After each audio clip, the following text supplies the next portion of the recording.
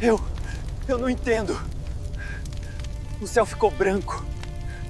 Foi como se o sol tivesse explodido. Tudo desapareceu. As casas, as pessoas. Minha irmã estava aqui. Yumi!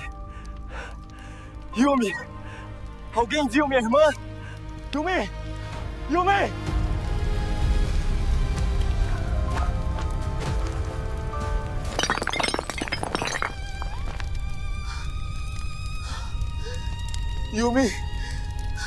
6 de agosto de 1945. Às 8h15 da manhã, uma única bomba caiu sobre uma cidade japonesa. Em menos de um segundo, uma cidade inteira desapareceu. Mais de 70 mil pessoas morreram instantaneamente. Mas o verdadeiro horror ainda estava por vir. Nos minutos seguintes, Hiroshima se transformaria em um inferno de fogo, radiação e desespero. E nos dias seguintes, milhares de pessoas que haviam sobrevivido à explosão começariam a morrer lentamente.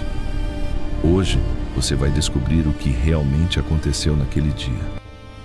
Vamos acompanhar os minutos antes da explosão, entender como essa arma foi criada e descobrir por que aquele momento mudou a história da humanidade para sempre. Era uma manhã de verão, abafada e úmida, como tantas outras em Hiroshima. O sol de agosto já começava a aquecer as ruas, prometendo mais um dia de trabalho árduo e rotina. A cidade, um importante centro militar e industrial do Japão, com uma população de cerca de 350 mil pessoas, vivia sob a sombra da guerra, mas sem a experiência direta dos bombardeios massivos que já haviam devastado Tóquio e outras grandes cidades. As crianças, algumas com seus uniformes escolares, corriam pelas vielas, o riso ecoando entre as casas de madeira e telhados de cerâmica. As mães preparavam o café da manhã, o cheiro de arroz e missô pairando no ar. Os homens se dirigiam às fábricas, aos portos, aos escritórios. Entre eles estava Isao, um jovem de 17 anos que se despedia da irmã mais nova, Yumi, antes de ir para a fábrica de aviões, onde trabalhava na linha de montagem. Yumi, com seus 8 anos, acenava da porta, prometendo que o esperaria para brincar à noite. No centro da cidade, a professora Setsuko ensaiava uma canção com seus alunos do primário. A vida, apesar da guerra, encontrava seus pequenos momentos de normalidade e esperança. A maioria dos aviões americanos que sobrevoavam a cidade eram de reconhecimento. Os alertas de bombardeio eram frequentes, mas raramente resultavam em ataques. Isso gerou uma falsa sensação de segurança. Uma sensação que seria brutalmente estilhaçada. A 9.400 metros de altitude, o B-29 Super Fortress Enola Gay cortava o céu azul. A bordo, o coronel Paul Tibbets, piloto, e sua tripulação estavam tensos. Eles sabiam que carregavam uma arma secreta de poder sem precedentes, mas a verdadeira dimensão da destruição ainda era uma abstração. O major Thomas Farraby, o bombardeiro, tinha os olhos fixos no alvo, a ponte Aioi, em forma de T, no coração de Hiroshima. Era o ponto de mira perfeito. Às 8h09, o primeiro sinal de alerta. Um avião de reconhecimento americano foi avistado. As sirenes tocaram, mas muitos moradores, acostumados aos falsos alarmes, não correram para os abrigos. Alguns até saíram para observar o avião solitário. Setsuko, a professora, levou seus alunos para o pátio da escola, seguindo o protocolo, mas sem pânico. Isao, na fábrica, ouviu o alarme, mas continuou seu trabalho. Às 8h13, o Enola Gay liberou a bomba. Little Boy, como era carinhosamente chamada, era uma arma de urânio, com um poder equivalente a 15.000 toneladas de TNT. Ela caiu em queda livre por 43 segundos. Para a tripulação do Enola Gay, esses segundos foram de silêncio e apreensão. Para os moradores de Hiroshima, foram os últimos segundos de uma vida normal. Às 8h15 e 17 segundos, o mundo se partiu. Não houve som inicial, apenas um flash de luz branca, tão intenso que parecia engolir o próprio sol. Aqueles que estavam a menos de 1 quilômetro do epicentro, como Isao na fábrica, foram vaporizados instantaneamente. Seus corpos se transformaram em gases cinzas, deixando apenas sombras escuras marcadas nas superfícies. Não houve tempo para dor, para medo, para despedida. A existência simplesmente cessou. A onda de calor que se seguiu foi indescritível. Temperaturas que atingiram milhões de graus Celsius no epicentro e mais de 3.000 graus Celsius a 1 quilômetro de distância. A pele de quem estava exposto derreteu, os olhos explodiram, os órgãos internos cozinharam. A professora Setsuko, no pátio da escola, sentiu o calor antes mesmo de entender. Ela e seus alunos foram atingidos por uma força invisível, mas brutal. Em seguida, veio a onda de choque, uma explosão colossal, com a força de um furacão que pulverizou tudo em seu caminho. Edifícios de concreto se desintegraram, pontes foram arrancadas de suas bases, trens foram arremessados como brinquedos. O som, quando finalmente chegou, foi um rugido ensurdecedor, um trovão que parecia rasgar o próprio tecido do universo. Vidros estilhaçaram, árvores foram arrancadas, corpos foram arremessados por centenas de metros. Yumi, a irmã de Isao, estava brincando. Ela não teve tempo de reagir. A onda de choque a atingiu, arremessando-a contra uma parede. Ela perdeu a consciência. Quando acordou, o mundo era um inferno em chamas. Nos primeiros minutos após a explosão, o caos era absoluto. O que restava da cidade estava em chamas. Milhares de incêndios alimentados pelos destroços de madeira e papel se espalhavam rapidamente, criando uma tempestade de fogo que consumia o oxigênio e as últimas esperanças. O ar estava denso com fumaça, poeira e o cheiro nauseabundo de carne queimada. Feridos, muitos deles irreconhecíveis, vagavam sem rumo. A pele pendurada em tiras, os olhos inchados e cegos, os cabelos queimados, os corpos cobertos de fuligem e sangue. Eles eram os Hibakusha, os sobreviventes da bomba. Muitos estavam em choque sem entender o que havia acontecido. Murmuravam nomes de entes queridos, procurando por ajuda que não existia. Yumi, a menina, acordou em meio aos escombros de sua casa. Ela estava ferida, mas viva. O que ela viu ao seu redor a traumatizaria para sempre. Corpos carbonizados, pessoas gritando por socorro, o fogo consumindo tudo. Ela chamou por Isao, por sua mãe, mas apenas o silêncio do inferno respondeu. A professora Setsuko, gravemente queimada, conseguiu se arrastar para fora dos escombros da escola. Ela procurou por seus alunos, mas encontrou apenas corpos sem vida, alguns ainda em chamas. A visão era insuportável. Ela tentou ajudar, mas suas próprias forças a abandonavam. A água, vital para os feridos, estava contaminada ou inacessível. O desespero era palpável, um grito silencioso que ecoava por toda a cidade devastada. Os rios, antes fontes de vida, agora estavam cheios de corpos. Pessoas desesperadas por água se jogavam nas águas sem saber que a própria chuva que caía, a chuva negra, era um veneno silencioso. Horas depois da explosão, essa chuva estranha, uma mistura pegajosa de fuligem, cinzas e detritos radioativos, cobria tudo, contaminando o solo, as plantas, os poucos reservatórios de água. Aqueles que beberam da água contaminada, ou que tiveram contato com a chuva, estavam selando seu destino. A tragédia se desenrolava em câmera lenta para aqueles que sobreviveram ao impacto inicial. Para muitos, a morte viria de forma lenta e excruciante. A radiação, o inimigo invisível da bomba atômica, começou a agir. Nos dias e semanas seguintes, os sobreviventes que pareciam ilesos começaram a desenvolver sintomas terríveis: náuseas, vômitos incessantes, diarreia, queda de cabelo, hemorragias internas e externas. A medula óssea, responsável pela produção de células sanguíneas, era destruída, deixando o corpo vulnerável a infecções e sangramentos incontroláveis. A radiação não era como uma bala ou uma queimadura comum. Ela penetrava no corpo, destruindo as células de dentro para fora.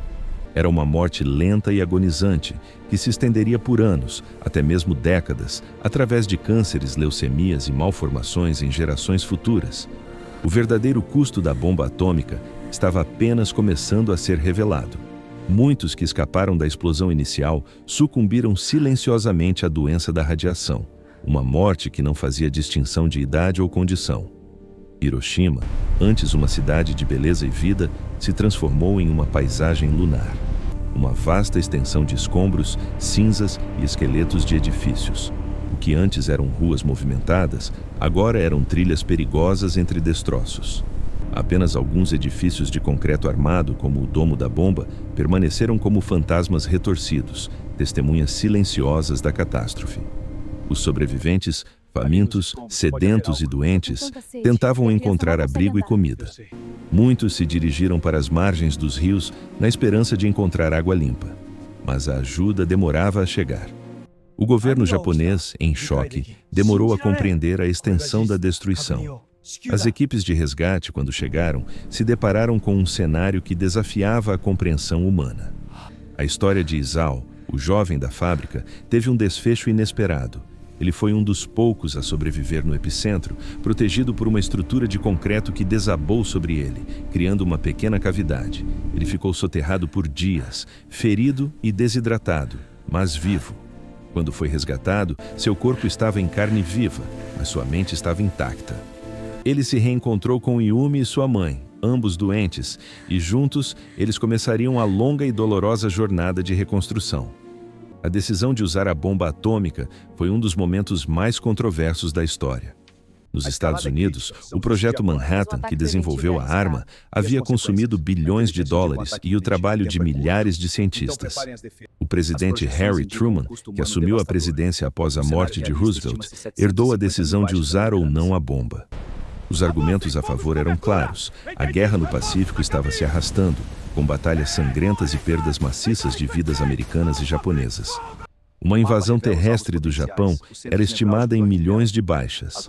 A bomba, acreditava-se, forçaria o Japão a se render incondicionalmente, encerrando a guerra rapidamente. Mas havia vozes discordantes. Muitos cientistas do projeto Manhattan, horrorizados com o poder da arma que haviam criado, pediram que ela fosse demonstrada em uma área desabitada, ou que um aviso fosse dado. Eles temiam as consequências morais e humanitárias de tal ato. No entanto, a pressão para acabar com a guerra era imensa, e a União Soviética, que se preparava para entrar na guerra contra o Japão, era uma preocupação crescente. Usar a bomba também seria uma demonstração de poder para os soviéticos, um aviso sobre a nova ordem mundial. O verdadeiro motivo por trás da escolha de Hiroshima como alvo também guarda seus segredos. A cidade havia sido poupada de bombardeios convencionais, o que a tornava um alvo virgem perfeito para avaliar os efeitos completos da nova arma. Era um experimento em escala real, com vidas humanas como cobaias. Mesmo após a devastação de Hiroshima, o Japão não se rendeu imediatamente. Os líderes militares japoneses estavam divididos. Alguns, como o ministro da Guerra Koreshika Anami, ainda acreditavam que poderiam resistir a uma invasão e negociar termos mais favoráveis. Eles minimizavam a extensão dos danos em Hiroshima ou tentavam esconder a verdade da população. O Conselho Supremo de Guerra do Japão estava em um impasse. A notícia da bomba atômica, embora chocante, não foi suficiente para quebrar a determinação de todos os líderes. Eles esperavam por uma intervenção da União Soviética, que até então mantinha um pacto de neutralidade com o Japão. Mas essa esperança seria em vão. Em 8 de agosto, a União Soviética declarou guerra ao Japão e invadiu a Manchúria. Isso adicionou uma nova camada de desespero à situação japonesa. A janela para a rendição estava se fechando rapidamente. E o que poucos sabiam ou ousavam imaginar é que a arma que devastou Hiroshima não era a única. Havia outra. Uma bomba de plutônio, ainda mais potente, estava sendo preparada. Seu nome era Fat Man e seu alvo era Nagasaki.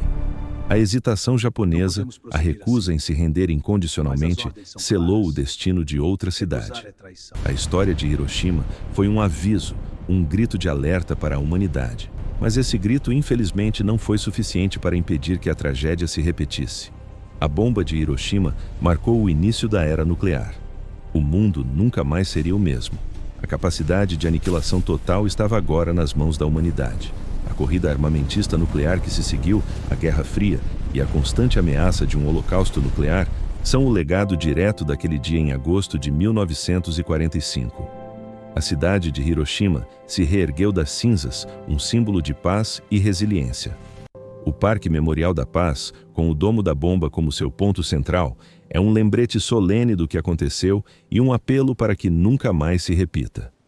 Os Hibakusha, como Isao e Yumi, dedicaram suas vidas a contar suas histórias, a alertar o mundo sobre os horrores da guerra nuclear. Suas vozes, muitas vezes ignoradas, tornaram-se um farol contra a amnésia histórica. Mas a lição de Hiroshima é complexa.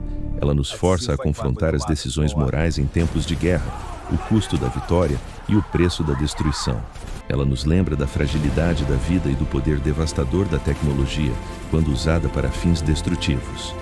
A história de Hiroshima não é apenas sobre uma bomba, é sobre pessoas, sobre vidas interrompidas, sonhos desfeitos, famílias destruídas.